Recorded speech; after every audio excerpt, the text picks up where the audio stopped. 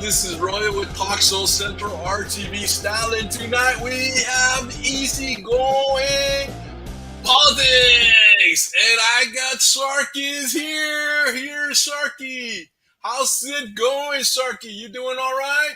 Oh man, I'm sunburned. I'm red.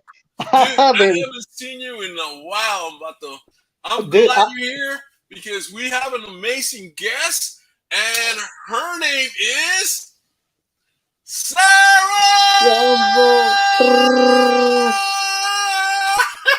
I'll leave it at that. How's it going, Sara? Wow, that's the best intro I probably ever had. Oh my goodness. Well, you're running for Texas District or Texas Senate District 27. Awesome. And wow, man, let me change the little bit of things going on here. We got to pay our bills for Talk Show Central RTV style. So, what's up? How was your day? It's been wild. I mean, we're hitting all the poles. We're walking. We're standing. We're, it's been a million miles an hour. How's it going, Elizabeth Ramos, all the way from Corpus? Love your platform. Wow, I haven't caught a show in a while. Yes, you have been absent for almost a year, man. Yeah. But I'm glad you're here. We're still alive. We're still kicking some booties. So talk show booty, and we're doing okay. And we got Sara tonight, and boom, it's going to be a great show. So, yeah. So you've been block walking. You got to, right? You got to. I know a while back we were talking about, that the election is now won on Facebook and social medias, but, you can't beat the old-fashioned, walk the streets, knock on the door. Hey, how's it going? I'm running for, Congress, whatever, Senate, mayor, whatever. And, people wanted that interaction where I get to see you, I get to see you smile. Wow, you're real. Yeah, people appreciate it. You get this feeling like a camaraderie. And then when I knock on people's doors, I give them a little card, a little business card that has my cell phone number, and I give access to everybody. And I think it's so important that you can literally pick up your phone, call your state senator, and say, "Hey, put on your tennis shoes and come down here. We have a problem," or whatever it may be. Wow. No, that is so cool, and I guess you're telling me that that's the type of senator you're going to be. If we have a problem in Brownsville, you're going to go to Brownsville. If we have a problem somewhere in the valley, you're going to go to the valley. Now, how far is District 27? How far does it stretch? It's a wild district. So we have 8 counties. So we have Olive, Cameron County, part of Hidalgo, Willacy. We go to Kennedy, Clayburgh, part of Corpus, Northwest, D County, San Patricio. I mean, we're all over. So we've got like a 3-hour stretch. Wow, man. So when you're on the campaign trail, you are all over, aren't you? Yeah. I mean, we make it a family affair. Throw the kids in the car and hit the road. Wow. No, but that's cool, because your kids get to see you in action, and they're I mean, kids have history and, that kind of deal in school, and so they're seeing how that history is being created, but in the future, in the now, in the present, and man, that's so cool. And they get to say, my mommy's running for Senate, and I mean, that would be so cool to be a kid and be able to say that, Yeah. Don't you think, Sharky? That would be cool. That's awesome. I mean, seriously. My mommy's is a senator. But Sara, what made you wake up one day and say, "Hey, I want to run for Senate"? Well, it's crazy. I mean, about 10 years ago, I was struggling. I was a single mom. I had a hard time turning on the light bill and keeping my phone on and buying Pampers sometimes. And so, that sort of kickstarted my advocacy work. I was able to pull myself out of it because I had an education, but I was like, oh my gosh, like people around me, we're struggling. What's happening? So then I've been, as an advocate for the past 10 years. And then, one day I just started researching and found a lot of stuff that I didn't like. And I was like, oh my gosh, now that I have this information, I either just keep my blinders on or I run for office. And so here we are. But it was definitely not what I had in mind for my future, but it's been great. It's been awesome. But you know what? That's I awesome. think candidates like yourself that run because they see the injustice or they see how things are not going the right way. I think you are the ones that create change. You know, Yeah. you go to wherever you're gonna well, the state of the capital of Texas. You're gonna end up in Austin, and you're gonna create change because you didn't like how it was, or you don't like how Yeah, it's going on, and so you say, "Man, I'm gonna change this. I'm gonna that's take my right. eraser and erase everything and fix it." You know, as That's much as you right. can. And we really went against the grain. Wasn't a politician, didn't have $1 million, wasn't part of this establishment. And so when we jump in, people are like, wait a minute, this is like a normal person running for office. We're not used to that. But Right. normal people love it. They're like, hey, this is one of our girls. Let's do it. You know what? What I'm noticing is that a lot of the population now are getting energized. They're seeing the picture. They're seeing, you know what? Stuff is getting worse. Nothing is getting better. We've been through a pandemic. We've been through hurricanes. We've been through catastrophic events where, we need FEMA outages, electrical, for days, weeks at a time. So people are jumping in and saying, you know what? I have to do this or it's not going to happen. Yeah. I mean, Yeah, and obvious. during those times, some leaders just didn't do their job. Yeah, absolutely. And sometimes it takes something really bad happening for us to get motivated. And unfortunately, that's how it is. But, as long as we just stay activated, then we really will make some change. Well, let me Right. throw this question at you, and I think you kind of answered it a little bit. But let me throw this question: why are you seeking office? And I think you kind of answered that. But you want to add anything to that? Yeah, I mean, I was just done with it. After I realized, I felt like a light bulb went off. I was like, oh my gosh, this is why we're so disenfranchised here in South Texas. This is why we don't get the funding that we need and all the resources that we need. And so then, I run against, Senator Lucio back in 2020, the most second senior senator with millions of dollars. And I was just like a normal mom with a little baby in my little pouch thing of pachanga. I was like, hey, my name is Sarah. Please vote for me. And it was kind of crazy. But it's no Let's just problem. let's just put it how it is. He was part of the establishment, so it was time to go. It was time to go, and we snowballed into this amazing thing, and we got national recognition, state recognition. I mean, it was wild, but it signified to me, hey, people are certainly ready. Yeah. Well, cool. And we're glad that you're seeking office because we need change. We need change. And the other thing too is here, Este. Okay, so you're running, but Sarah, I mean, come on. I mean, you haven't been in office. What's the deal? They may throw maybe I don't know, but some men out there might throw. Well, you're a woman, y que esto que el otro, and hey, you're blonde and we're Mexican, and that kind of deal. So, the other thing is, so what makes you the best candidate? Well, first of all, to address the blonde hair, no one ever said that this was natural. All right. But no, listen, I'm born and raised in Brownsville, right? And so this is my community, and I will fight for this community till the day that I die, whether I win this race or not. I mean, I'm an attorney for indigent people that can't afford an attorney. That's all I've ever done in my career as an attorney. And I love it. I'm in the courtroom day in and day out. I know exactly how the good laws can help people, but more importantly, how the bad laws can ruin lives. And I'm sick of it. Wow. Yeah, I know we were talking to some other people in some other show about, kids, with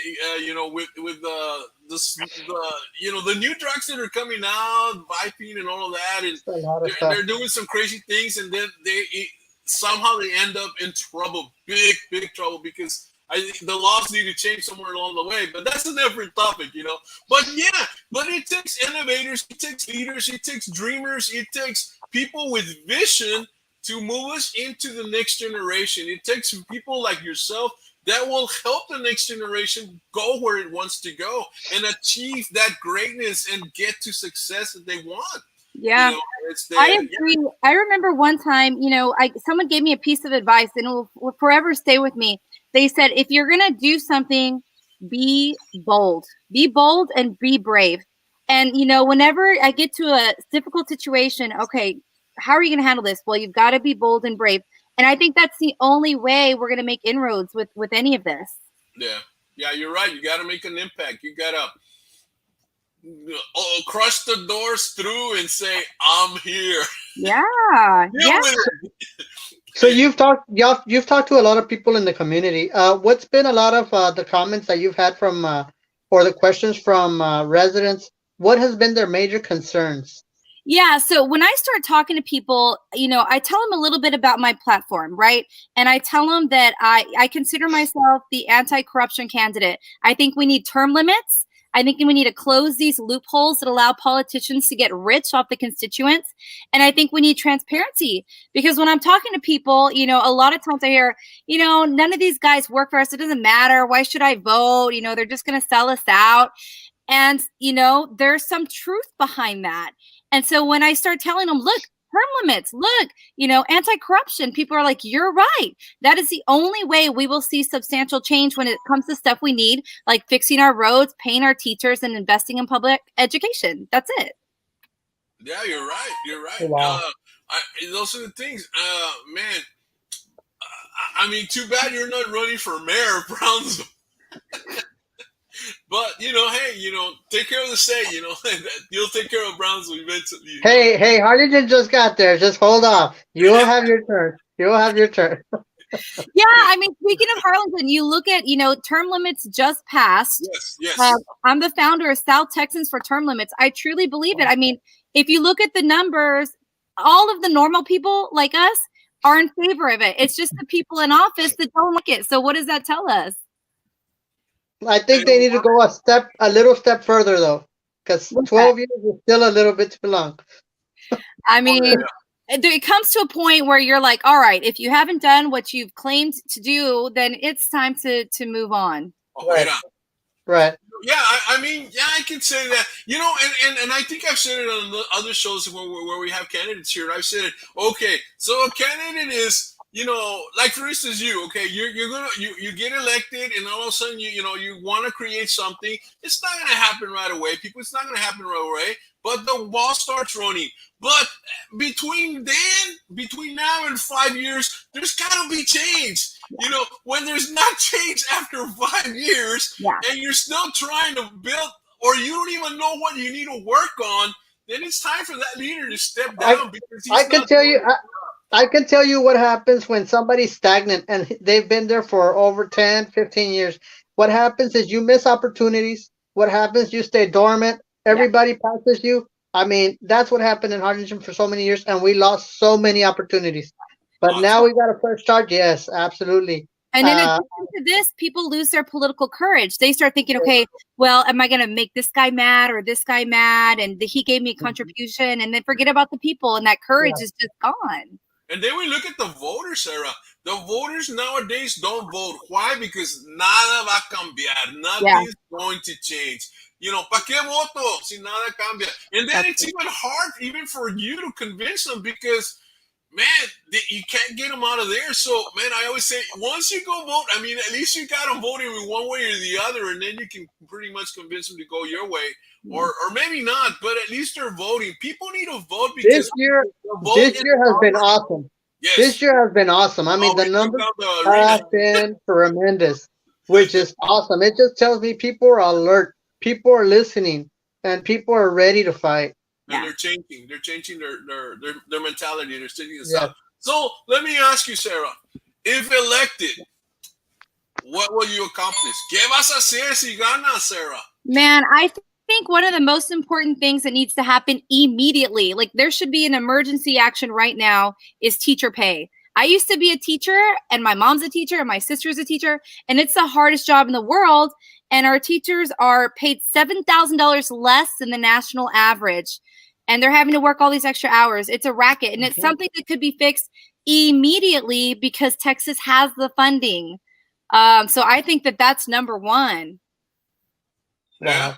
That's true. And I think that goes along with one thing that I always preach, or I always say, and I'll just put it a little bit up here. Teachers, raises now right? And teachers need respect.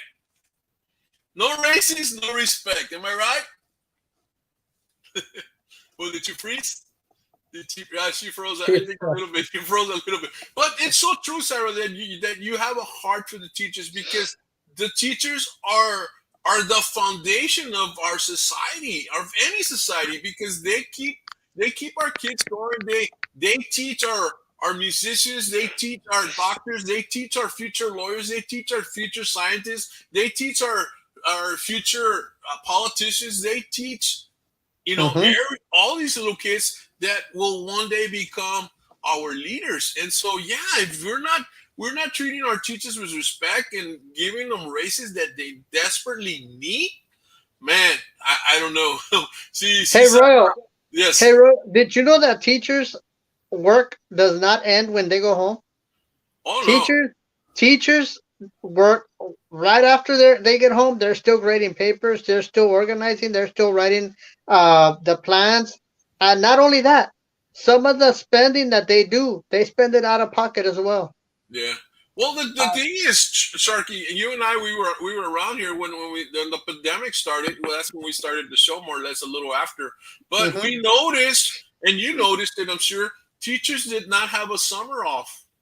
No, They no. worked right through it, because they were getting ready for the following year. And did they get compensated for that? No, because they're obviously they're on their salary, but Yeah. still, it's the and I, And in that's the long run, they get shortchanged. oh yeah, yeah. So Sarah must be having some issues with the internet. I was noticing she was a little blurry, so that means she's weak. Weak. It's lagging, but cool, man. So Sarah, man, I'm glad she came in, and I hope she comes back. I don't know. Yeah. It's the But I think we need people like that have a heart for the community, that want to create change. Uh, and I don't know, man. I think it's going to be great.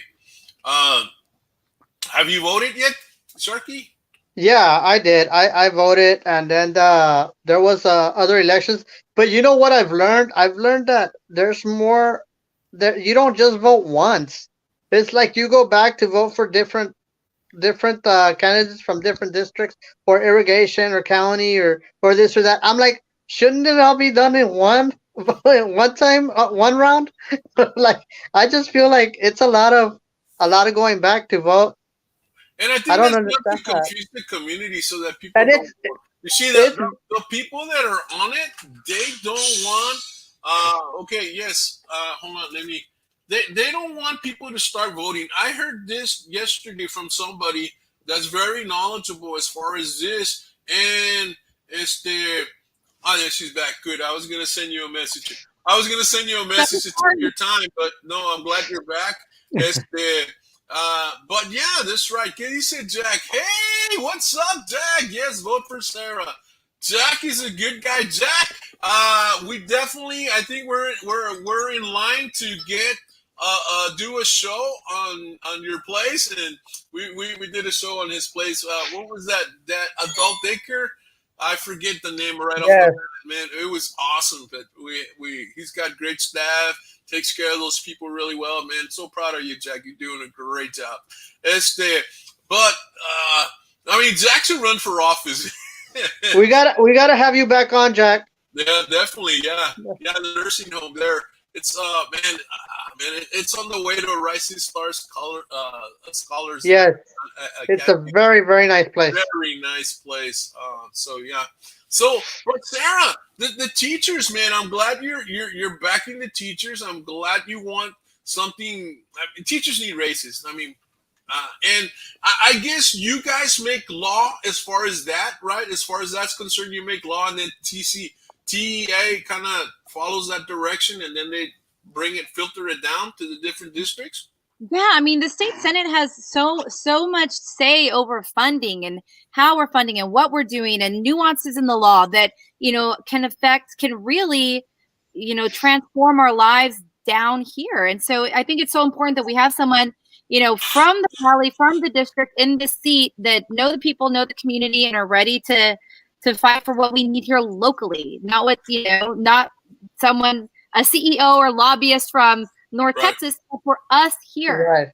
Yeah, that doesn't know our area. So what else would you accomplish? Okay, teacher races is one. What else would you want to accomplish? Well, I think that it is crazy that we are in 2022 and every time it rains, our school buses can't get down the street and people are swimming to their cars. It's nuts. Yeah, I mean, if you own a canoe to get across. I've got a dear friend that lives down the road here, and she called me one day and said, "Hey, I'm stuck." I was like, "Well, I can come. I don't know if I can do much better." But we get out there and I see a school bus for special needs children, and they're trying to get a girl in a wheelchair in this bus, and there's water up to her legs. It was just horrific. Wow, that's just bad. I think what's going on. Oh man, Turkey, keep it going. Let me send her a message. You know what I do notice though? Whenever it floods, a lot of times the roads are full of water and the canals are lower. Like the water's not draining into the canals. Why? It's wild. But this has been going on for so many years, and they've made promises every time there's an election. Oh, we're gonna throw this many millions into the drainage, and we're gonna clean up the arroyo. We're gonna clean up this, and there's always obstacles, and it just never happens. That's right. And there's no excuse. I mean, we're going to get millions of dollars from Biden's infrastructure bill.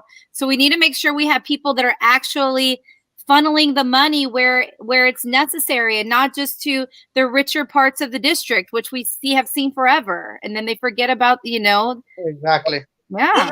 Let's talk about Boca Chica, Sarah. the medium, that problem. I mean, you're from Brownsville. You know that has always been a problem ever since we were little. I live off of Boca Chica, so I feel your pain every single day. Yeah. I mean, who thought of that? I know it's a state deal. It's not a Brownsville deal. The work on Boca Chica has nothing to do with Brownsville, but it's a state thing. But you know what, Sarah? I've always said, that street, Los Ebanos, that goes from Boca Chica on the side behind the Sonic or behind the Stars, behind that pizza, the Chinese Lotus Chinese. Yeah, the one that cuts through the highway. I always thought that should be an overpass that takes you from there, boom, all the way to the highway. Because everybody around there has access out of it. Yeah. On the sides. And as you could close down the street, go boom, wham, bam, boom, boom, boobity, boom, and and then when it rains, I hear there's a song for Boca Chica. Social for property in Boca Chica. You go fishing, man. You see you see Jaws out there. You can pick your lunch and go you go skiing on Boca Chica, man. Hey. No. Well, you know that I love going to Carolina's, right? When it rains really bad, she's got to shut down, man. Carolina's shut down because there's nowhere to get in. But that's a river walk, man. When it rains, come on, you gotta enjoy what you have in your community. Terrible. Sharky's a politician, man. Yeah. I live in Harlingen.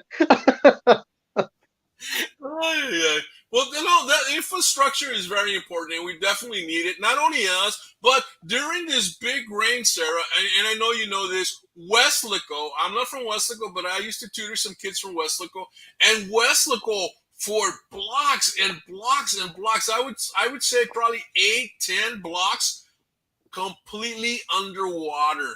Yeah. You couldn't see the streets. I saw pictures of aerials of Weslaco.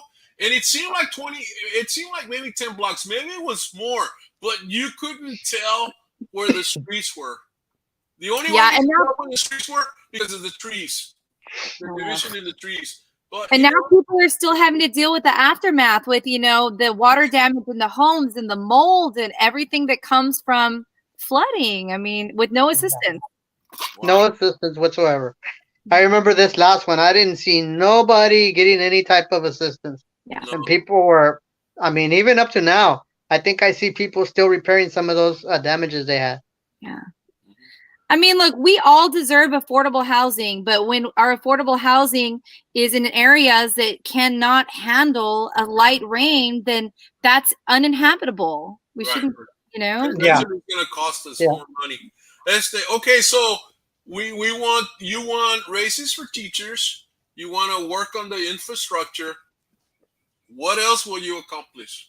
I think another huge problem that we have down here, because I've fallen in this hole, is 37% of us are uninsured. So we're either, we're in this gap where we're not poor enough, but we're not rich enough.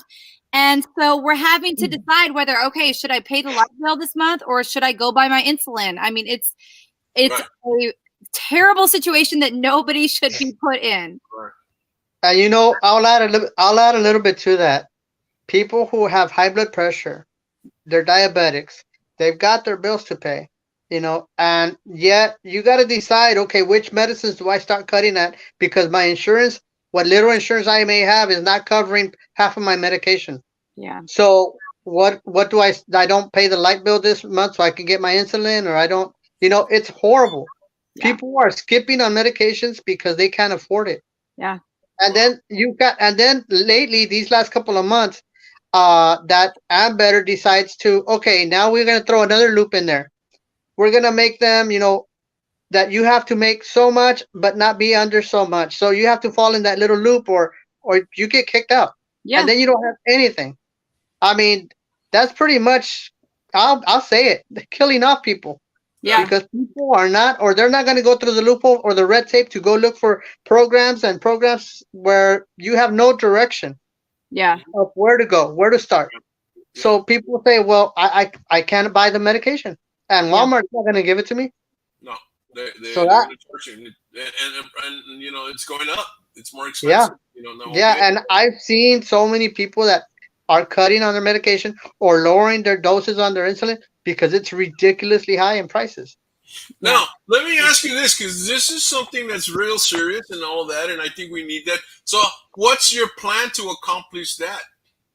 Yeah, look, for so long, I mean, for the past 30 years, 3 decades, we've had a state senator representing us who has made millions of dollars off the position for himself. But when it came to voting on legislation, would throw us under the bus. And then when it came to funding, it would be allocated to his compadres that had given him big checks in the northern part of the district or who knows where.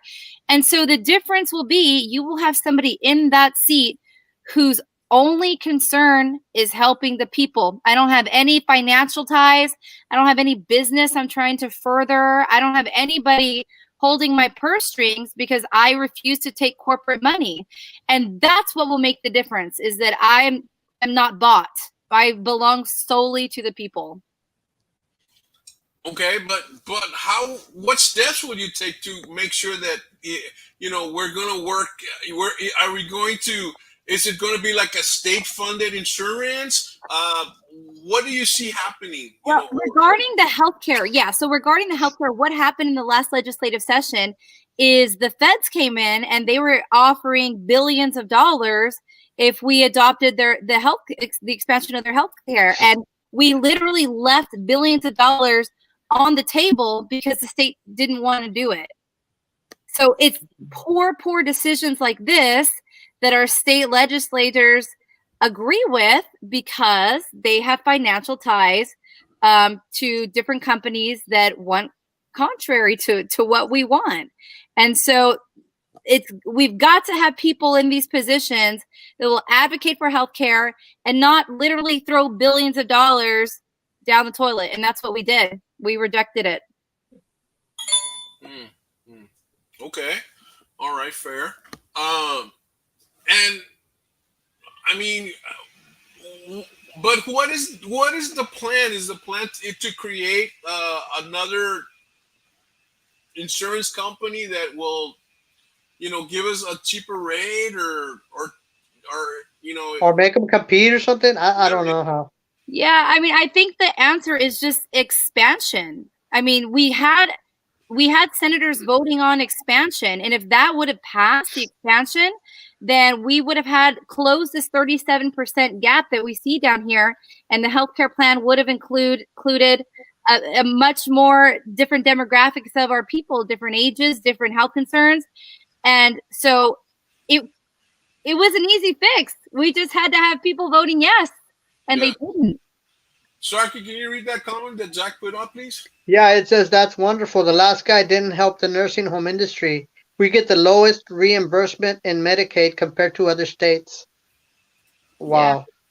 How will fight for nursing home industry? How about, or how will you fight for the nursing home industry? Yeah, I mean, I think this goes right in with the healthcare issue and lowering prescription costs, right? I think the big pharma comes in, gets in bed with our politicians, and then they keep all these costs high because they make a lot of money off of it. But I think we need caps. We need caps on a lot of these different prescription medications so it's affordable. And, the trickle effect will be our elderly in the nursing homes will have access and will be healthier. And the staffs will have an easier time and will be healthier. And it's a win-win situation if we just lower those fees, cut those costs. Great. Okay, one more. Again, what else will you accomplish? Man, there's so much to be done. I think that, another big issue that we have is each student in our public school system here in Texas is allotted $4,000 less than the national average per child. So essentially, they put a dollar sign on our children's heads here in Texas and saying, well, you're just not as worthy as everybody else. And it's disgusting. We've got to fully fund our public education system. What happens is that our school is relying on property taxes.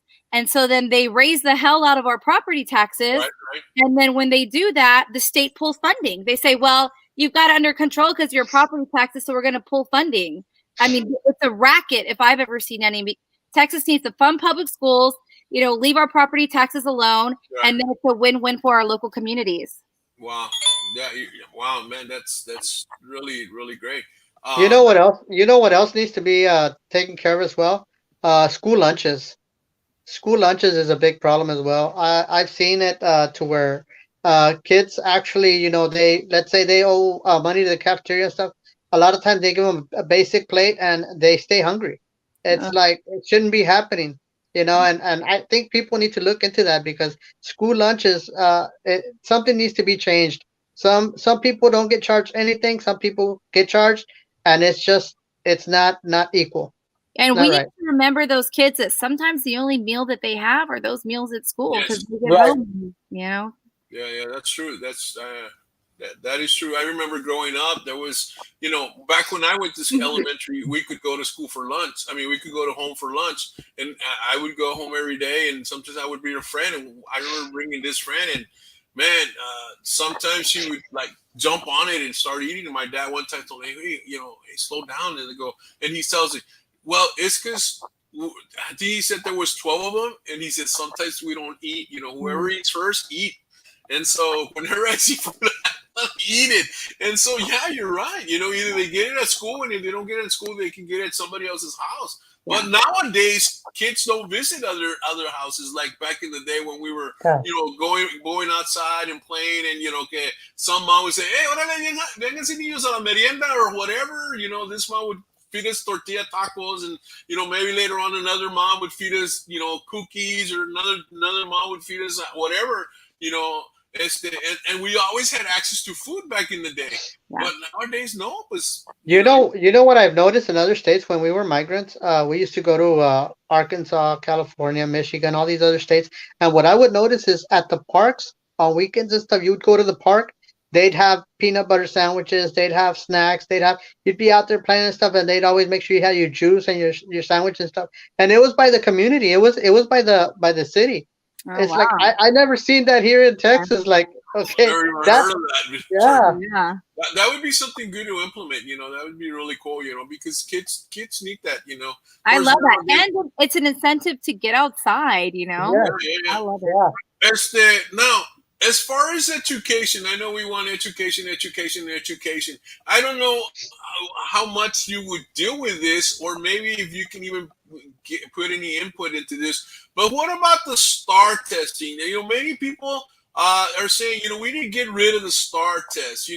We're not teaching our kids the 3 R's. We're teaching them to take a test. These kids are not growing up to learning to research, and yet they have the most wonderful tool in the world, which is the internet, and they could research just about anything. It's not being used to its full potential. What about that, Sarah? I think the STAR test has got to go. I mean, any teacher that you'll talk to will tell you it's not effective. All we're having to do is teach you this test. It's not accurate. We've got kids of all different capabilities having to take this same test, and then the teachers are rated on the performance. I mean, some corporation is making a lot of money from these tests, but it's certainly not helping our teachers or our students. I think that, yeah, it's got to go, as well as this school A through F rating system. That's got to go too. Yeah. And I don't know. And I think some of the good teachers are just sick and tired, and especially now during the pandemic. And depending on the district, some districts just didn't take care of their teachers, and we had a lot of good teachers retiring because of that.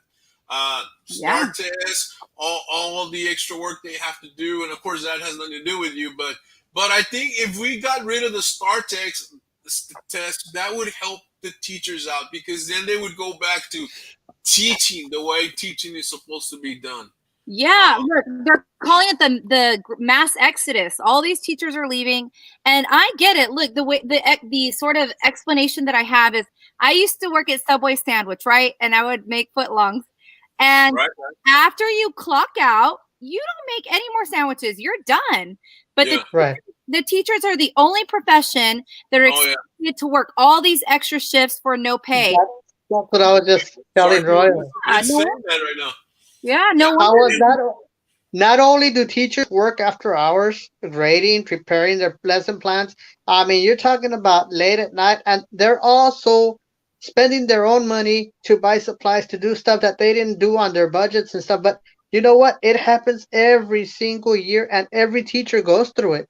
And it's like when you go home, that should be your personal time. That should be, this is where some districts are starting to think. We have Santa Rosa High School over here considering going into the 4-day week.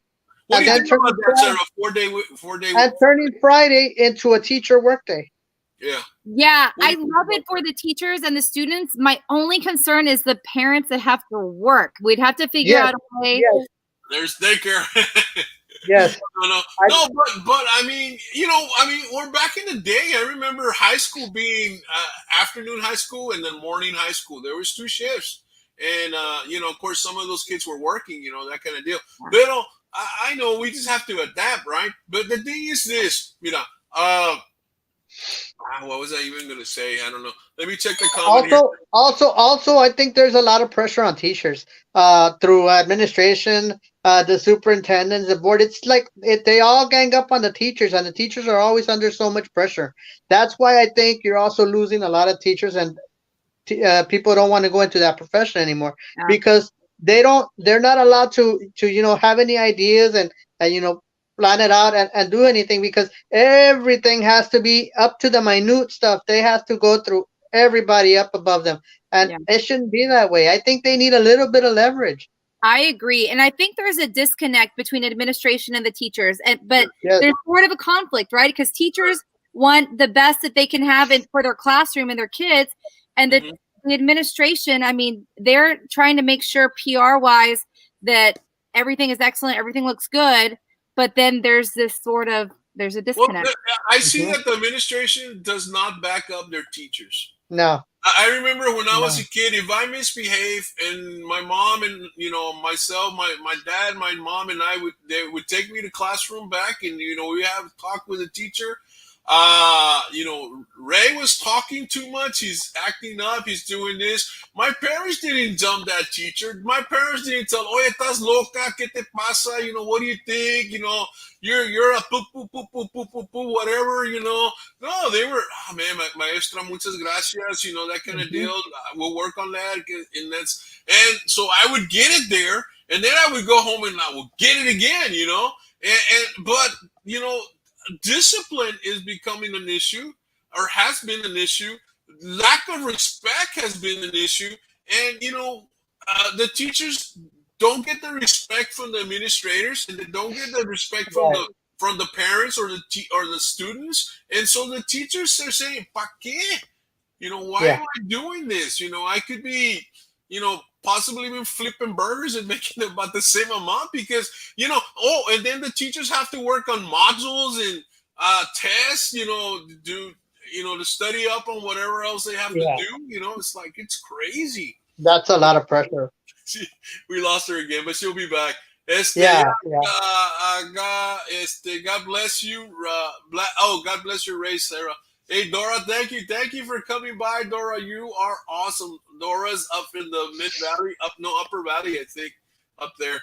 We can get these people coming in, so a ver qué pasa. Jack dice, my dad told me if I got in trouble at school, then I would get it again at home. Oh, see? You know what? My at the very first day of school, my mom would always say, "Okay, give me that form, that little permission slip, so they can give you the SWATs when y'all don't behave." There you go. No, but es verdad. I mean, there was more respect towards the teachers, than now. The teachers, pobrecitos, they don't have the power anymore. Nobody backs them up, Yeah, but that's also why they're having a hard time finding teachers because there's no support there. So, no, sí, verdad. So se van, all you got to do is complain to the board, and it comes to the administrator, and that parent got whatever they wanted. ¿Verdad? So, okay, well, we have another comment here. Let's see. Jack D say, yeah, exactly. Pow, pow. Yeah.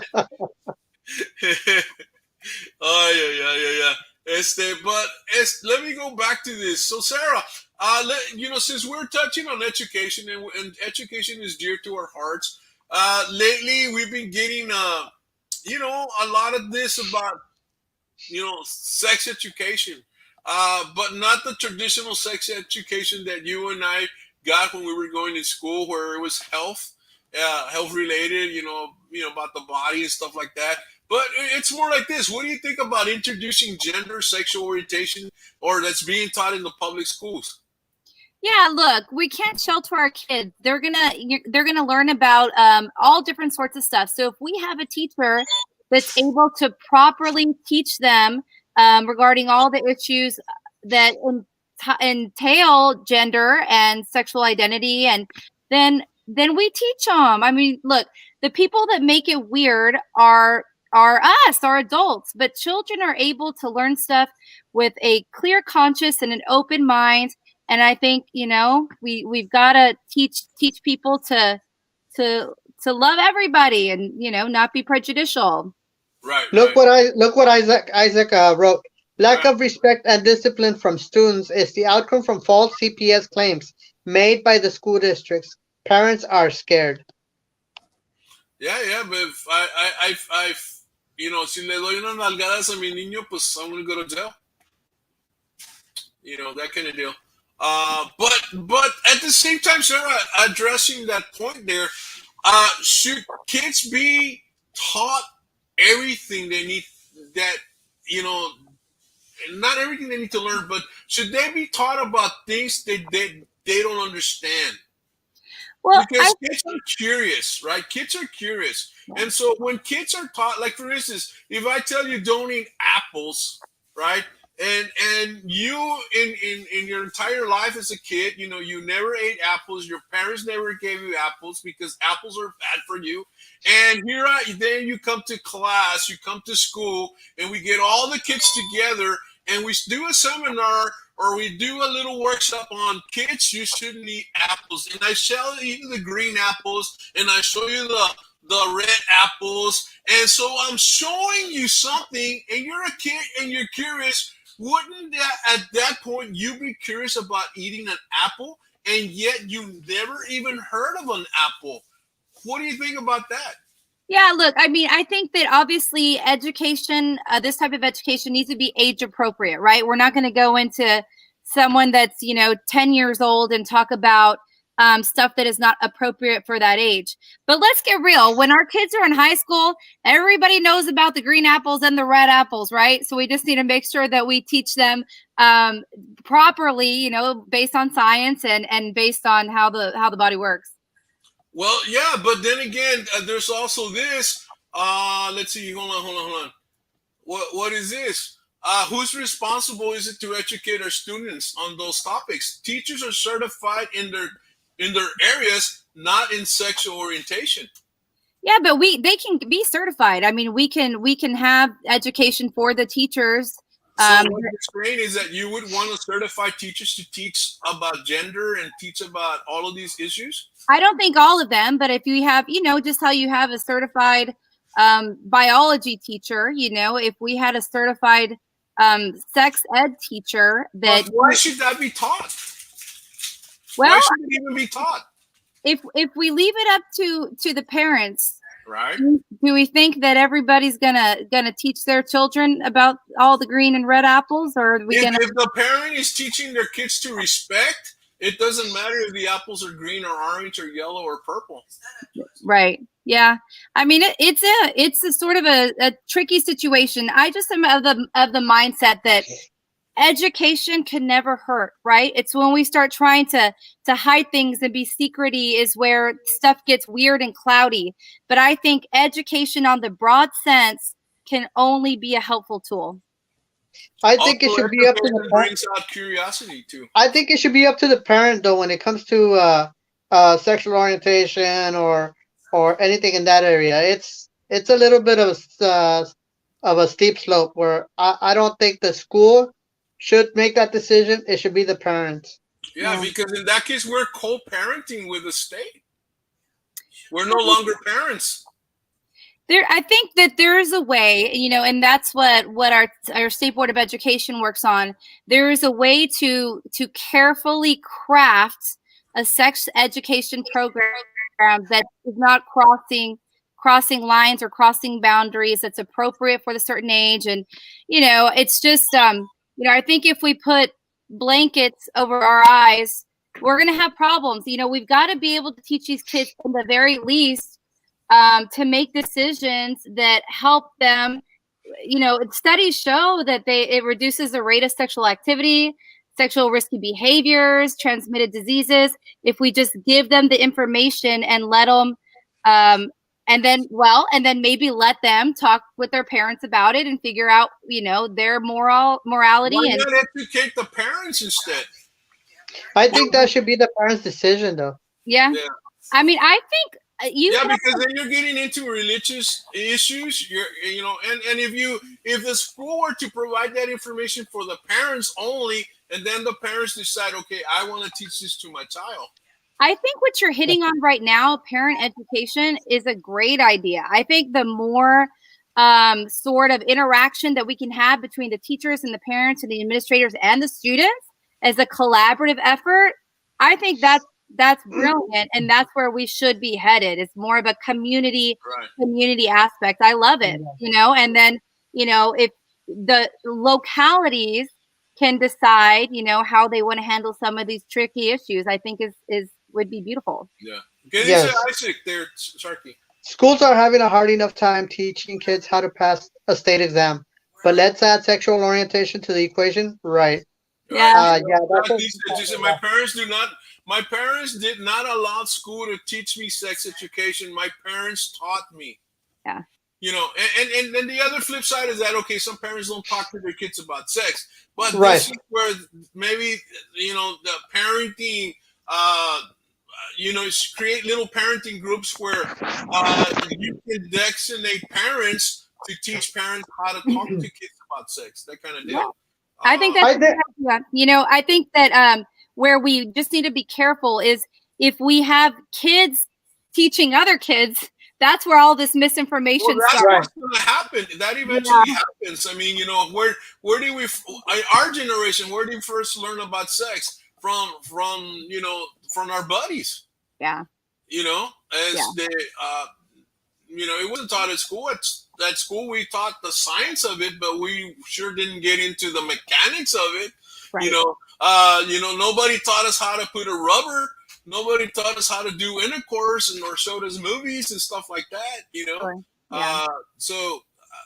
And that's kind of stuff that's happening now. And where do we want our generation to move? Do we want our generation to move in a more respectful, honorable, loyal, godly way, or do we want us to move away from those values that made America great? I think it just requires more parent involvement in situations like this. Yeah, I like the idea of parental involvement, and these issues are sensitive, so they have to be executed in a delicate manner. Yeah. Well, it's true. It's true. And that's why you're running for office. You're not going to win every argument because, you have so many, right? And so you got to kind of pick and choose your battles and that kind of deal. And we got to see, okay, where will Sara win more battles for our community? Yeah. He said, Jack, yes, I want God in our schools. That's true. We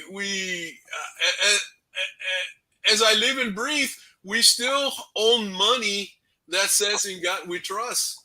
Yet we don't throw that money away. And I don't know. And, everything's gone down ever since we took, the pledge of. Well, I think the pledge. How do you feel about the Pledge of Allegiance at the school? I'm good with the Pledge of Allegiance. Yeah, we say it at all of our meetings and whatever I go to. Yeah. I completely miss that a lot of places don't do that anymore. Right.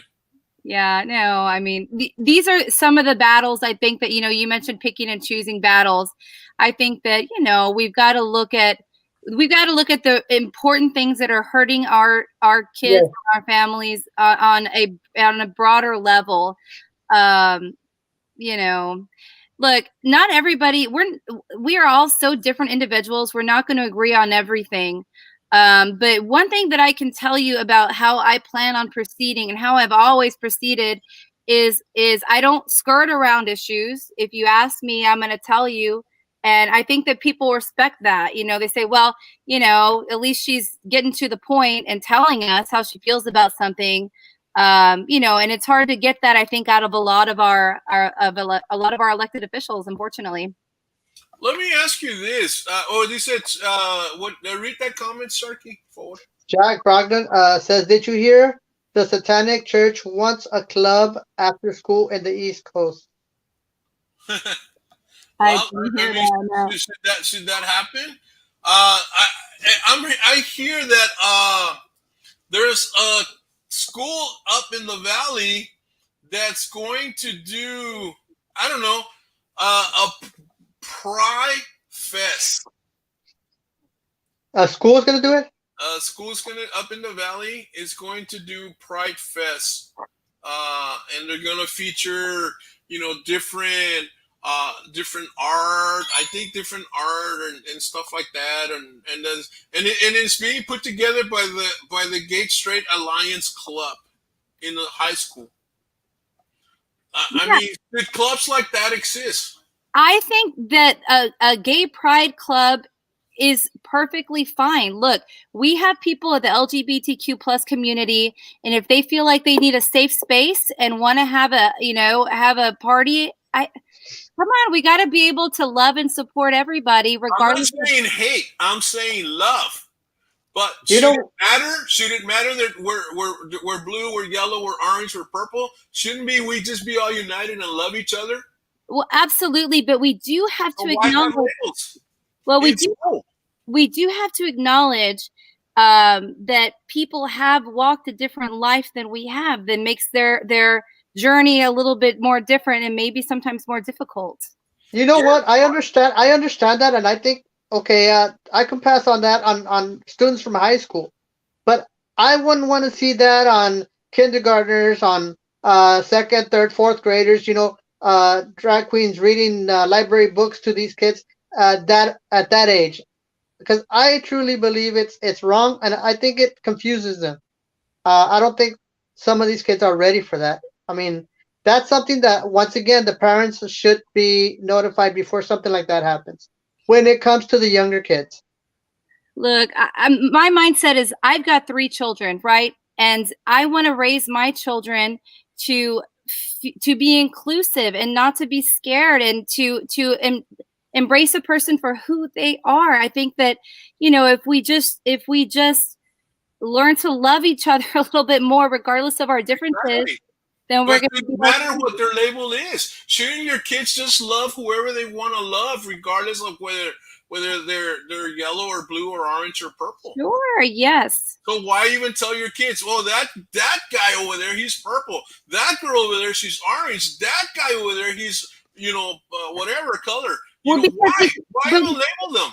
Why we not can't. say, we just love everybody. Mijito, queremos a todo el mundo. You be nice, you be respectful, you be loving to everybody around you. Right, but we can't whitewash ourselves either. I mean, we have to acknowledge that, someone with white skin may have an easier time than someone with black skin. I mean, it's just a reality that we're having to face in at this point in our journey in our lives.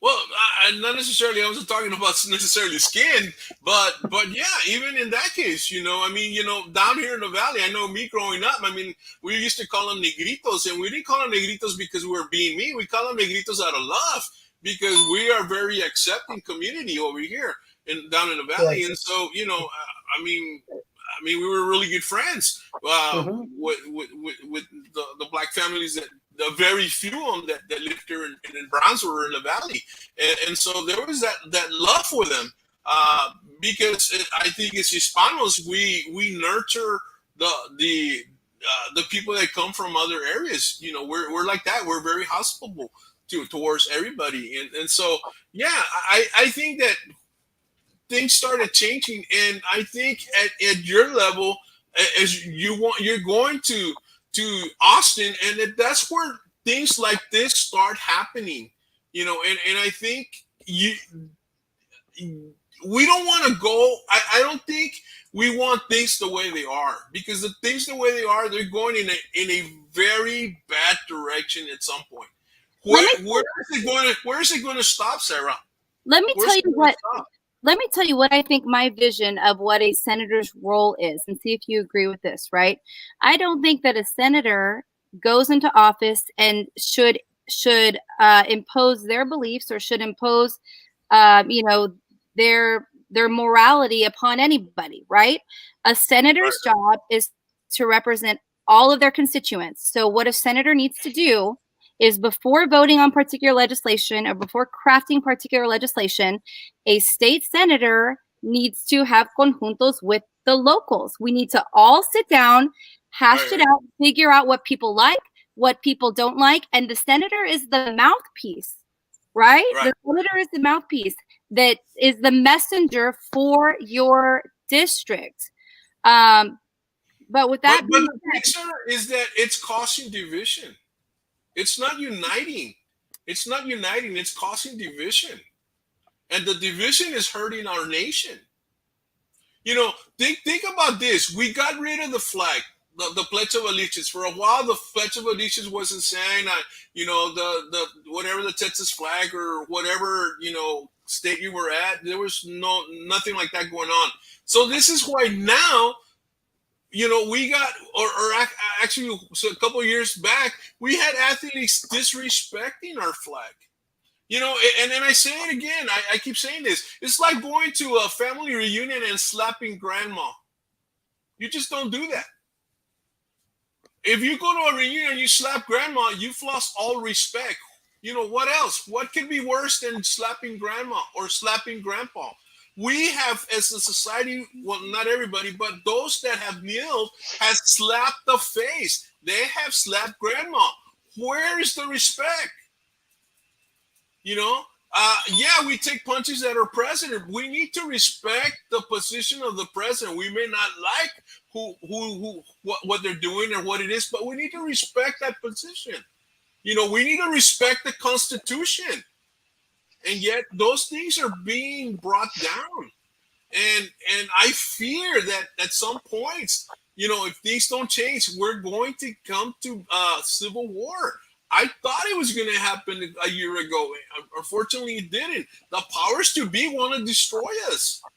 And that's the thing. It all comes down to respect. How are we going to stay united as Texas? How are we going to stay united as a nation? There's the whole issue that maybe Texas might become Texas the country instead of Texas the state. There's been talk about that, and but even if Texas were to become a country, we will still have the respect issues. It all goes down to the core of the values of the community. I mean, I think the first step in anybody getting anywhere, whether you're on this side of the aisle or this side of the aisle, is listening. There's so much talking and so little listening. But if we learn to just listen to one another, find some common ground, then I think that you can close some gaps, certainly. Yeah, they need to come together. All groups, all sides need to come together and realize that only love will get them to the next level, and but when is election day? Election day is the 24th. So next Tuesday is election day. Early voting is happening right now. We've got what's today? Wednesday. We've got Thursday and Friday, 2 more days of early voting. And then Tuesday is the day.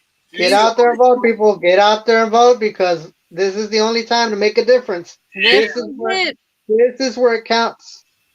This is where it counts. And, I've got to sign off here in a minute, but just so you know, sort of my final pitch on this thing, I'm born and raised here in the district. We'll be here for the rest of my life, and we've got to keep this seat local. This opponent of mine just moved into our district 6 months ago, specifically to file for office.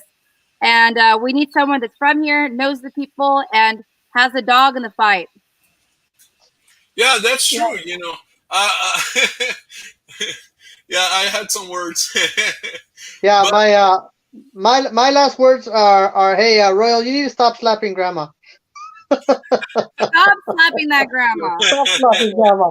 I love grandma, guys. No, grandma's cool, man. And guys, go out there, go vote for Sara. Again, we have tomorrow, which is Thursday. We got Friday, and then Tuesday is election day. That's it. This is why we do shows, because we want to hear where you're coming from. We want to see your heart and your passion for what you're going to do for the community. It's not about, too many people in the past have voted because, and I always say, don't vote for your friends, don't vote for your family, vote for the best candidate. And I think you're doing well, Sara. I know that some of this a little bit was, we got into a touchy subject there, but I think it's good because I see your heart for it, and I understand where you're coming from. Well, listen, grandmas and grandpas are the best. If you're gonna represent, you've got to be able to answer the hard questions. You've got to be able to have your feet to the fire, and you've got to be able to be brave with these things. So I think whenever I have constituents and voters that are asking the hard questions, I respect it. We may not agree with them all, but the fact that we have informed voting decisions, I think is a step in the right direction for sure. Sacacia de Mexico, ¿cómo te va? We get people from all over. Yeah. So Sara, man, we wish you the best, man. Thank you, Sara. We hope to hear some good news come Saturday. And again, anytime you want to come to the show and talk about certain things you want to do for the community, man, this is the show. And you are awesome. It might not seem like it, but you know what? This is the other reason I like to have candidates in. All day long, candidates are calling me. Well, not personally me, but they're calling me. The phone banks and stuff. They're sending me flyers and stuff like that. And I always tell them when I get opportunity, come on the show. Show us who you are. No, I don't want to see a dumb little flyer. I want to see who you are. I want to be able to see you. I want I want to to. hear you. Yes. I want to hear you. I want to feel your heart and your passion for what you're going to do for us. And I think you did that, Sarah, tonight. And I think this was great. And then this show's going to be seen probably 1,000 times by the end of the week. And unfortunately, you don't have the end of the week. You only have 2 days. So That's guys, it. watch it on the replay tonight and tomorrow. And if you have to, see it all this weekend and go vote on Tuesday. If not, go vote tomorrow. Vote for Sarah for Senator District 27. Thank you, guys. Appreciate Sarah, it. you're Thank awesome, you. man.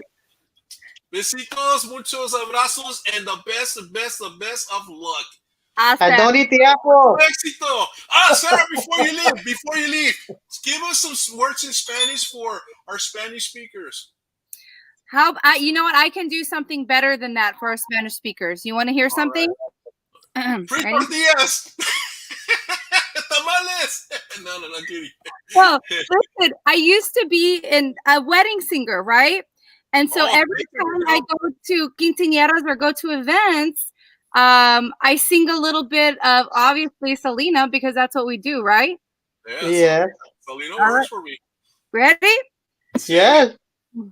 Como la flor con tanto amor me diste tú, se marchita, me marcho hoy, yo sé perder, pero ay, como me duele, ay, como me duele. Wow. Yes. Awesome. I love it. You know what? Thank you. you. Come to our music shows. You know that I do a show and I feature Tejano music, and then shout out to Hilda, shout out to Chris. Guys, get his new album, No Hui Yo. Hold on. Yeah, I think I got it. I said, go on my profile page. See it's on our page right now. You can listen to the new single. Guys, yeah, man, you're welcome to come to our music show, man. I saw you on Facebook where you were singing that, at some gathering you had, man. You got a great voice, and you know what? That also says something about you, because you put yourself out there, and I trust somebody that's willing to put themselves out there. Putting themselves, whether you don't know if they're going to say, no, pues mira que canta, o mira lo que trae puesto, o mira, ay, mira esos tacones que traía, ay, ese vestido, ay, parece quién sabe qué. And you don't care because you are proud and you are confident of who you are, and you will do the best job. And if it takes a song to get them to listen to you, and then from there start a dialogue with them, man, excellent plan. Te felicito. Dice, oh, Vangela, how's it going? I heard that, love it. Yeah, Vangela sings también como la flor. So we need to have you and Vangela sing. A congresswoman, when she ran for Congress and you're running for Senate, so hey, we can do that. Get that, Vangela. What do you think of that idea?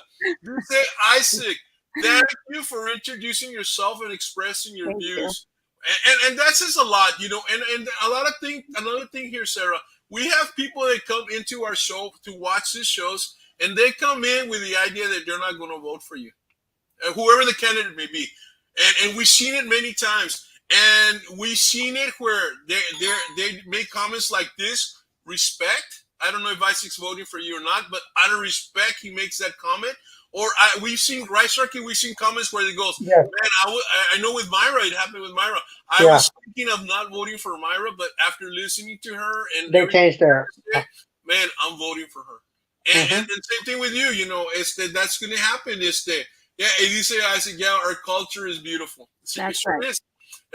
And so this is why we do this style of show to make you. I wish we would go longer, but we don't want to go longer because we want people to re-see it later on, and nobody's going to invest more than an hour in a show anyway. That's right. So we wish you the best, Sarah. Thank you for coming. Thank you. Guys. It's an honor to have you here. Hey, all the best. Appreciate it. Have a good one. Sarah, and I will vote. end this a little bit. Everybody vote. Vote for Sarah. Wow, man, what a great great candidate, man. I think Yeah. Sarah's gonna do very, very good. Awesome. She's gonna do awesome job. She's got a heart for the community, and wow. Uh, actually, I think she changed my mind, man. She's she took some of these questions that were sent in privately to me to Hmm. ask, and you know, she did well. And como dices, that's somebody that's, you're out there in public office. You're a senator or maybe a congressman or whatever, but in her case, a senator, and she's gotta stand her ground on what she believes and what she thinks is best for the Yes. community. Because Yes. es verdad, el point que hizo ella is very, very truthful. She has to, ¿cómo te diré? Represent every single member of the community. And Yes. every single member of the community is different from every other member of the community. And she has Yes. to represent everybody equally. And I love that. I think that was great. No offense to any group out there. If you felt offended, I humbly apologize to you. It was just to make, have her make a decision. Or what was she? Was she gonna tell us what we wanted to hear? And I think she didn't tell us what we wanted to hear. I think she told us what was right or what needed to be said, and I think that was right. I don't, we Yeah. may not agree with it, but she stood her ground, and I'm Hmm. proud. I'm proud of that, and I think she did an excellent job with it. What do you think, Sharky? I think Grandma's still mad at you. Uh, oh, Miss Sharky threw me under the bus, man. And on another topic, guys, as you know, I'm looking for a Spanish co-host. Latino Radio TV, the CEO of Latino Radio TV, which is Erica de la O, she is stepping down for a little bit for because she's feeling ill at the moment. The morning show, Actitud y Pasión with Latino Radio TV, is going to continue. She wants it to continue. I'm going to keep doing the show, but I would like to have a Spanish, actually a bilingual co-host, because we want to move it into the bilingual, in a bilingual direction. That show is seen in 95 countries, but a lot of it's just Spanish. We want to add some English into that. So if anybody wants to give it a try, send me a deal. And tomorrow, guys, tomorrow we have Johnny Meadows. He's going to come in. He has written a song about one of our cultural I guess legends, La Llorona, and it's really great. It's on our page, so you can listen to that. This dude is incredible. You're gonna love that show. Hilda and I will co-host that show, and Hilda from HP Promotions. Shout out to Hilda and all my Tejano fans out there. On Sunday, Anthony Medina, Funky Call Medina, is coming in, and we're going to do a photography show. He's going to talk about his business and give him. I'm sure I'm going to get him to give us some photography tips. As you know, I'm a retired photographer, so I'm going to really enjoy that show. On Tuesday, guys, we have the great Hector Hernandez coming in. We're going to have an insurance show. There's a lot of issues with the weather and the things of this during this season Yes. coming up that we need to get ready, and we need to make sure we have the right insurance and all of that. And who Hmm. better than Hector to give us the insights and what to get ready, what to expect, and all of that. On Wednesday, guys, man, I tell you, man, I got it on Wednesday. We're gonna have another kind of music show. We're having the great, amazing, glamorous Donnie's coming in. She's gonna put up a show, and I don't think what's the guitar player? What's his name? Ivan is gonna be on, but she will be on, and she's gonna talk about. I think she's got a new signal. I forgot. I don't have the notes with me, but that'll be Wednesday at 8 p.m. So, guys, we have lots of shows coming your way. Again, we're here to provide you information and have some good fun, and wow. And Sharky, I think Sunday we should do a car care tip unless we get some other. I know that William Burgess from San Diego wants to do a show. He called me. I think he wants to get Paul in there, Paul Rodriguez. So finally, if that happens, I have from the West Coast, the Coco Reyes wants to do a show. I mean, we got people coming in. Crispy Chris, that's doing a show tonight, is also going to come in. He's Tejano Hall of Famer, actually. And Wow. so, man, yeah, we're getting people from all over the place. And you guys look at last night's show, the art show that went on. Even Erasmo was talking about it. And so, guys, you guys are awesome. Sarky, anything? Yeah, guys, I haven't been on for a while. I've been working a lot with the mobile mechanic going on. I've been working very hard out in the sun. So, yeah, excuse me that you will have your show back on car care tips, but give me a little bit of time. We'll be back. We'll be back again on Sunday, stronger than ever.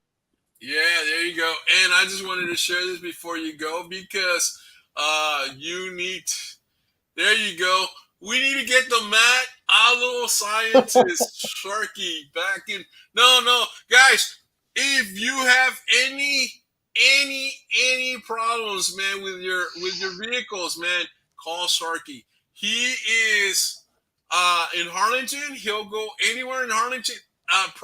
I'm sure La Feria and Rio Hondo and San Benito. I'll go up to Mercedes all the way down to Los Fresnos. Wow. Some parts of Brownsville, maybe? No problem. Not yet. Not yet. We're waiting on unit 2 and 3. No. But guys, you will save some money because he's not going to charge you the amount that a dealership would charge you. You know, well, you're already your price, but he's not going to charge you that. You're much. Already the way I tell people is you're already saving on a tow bill from your house to a mechanic shop. You're going to pay about $90. Yeah. My service fee usually averages $45 to go all the way to your house and do the work there. And he takes care of it. Those of you that have any concerns or questions, just go into our page and look at all the shows we've done on car care tips, and you will be amazed. Any video you see, you're going to save some money because he gives you a lot of information when we do those shows. And so, man, shout out to Sharky, man, and you're here. Thank you. You're doing a great job, Sharky. I know you've been really busy. That's one of the reasons why he hasn't been around, because he's probably working. You know, people after 5s when he gets to work on the cars, I'm sure. Yes. Pero pues a ver qué. So Sharky, all the best to you and your new company there. Now he's not a mechanic that has a little toolbox and a little hat and he goes in. No, he's got all the tools that he needs. Did you ever get that machine that you were going to get, Sharky? The scanner, yes, I have it. That thing programs keys. It programs when you have a BMW that you gotta program the battery. It does that. It does all kinds of goodies. It talks to your car pretty much, and the car tells you, okay, I've got the flu, or I've got a cold, or I've got, it pretty much tells you everything. So yeah, we're all on high technology. Yeah. So cars have flus now, Sharky. Sharky. No, man.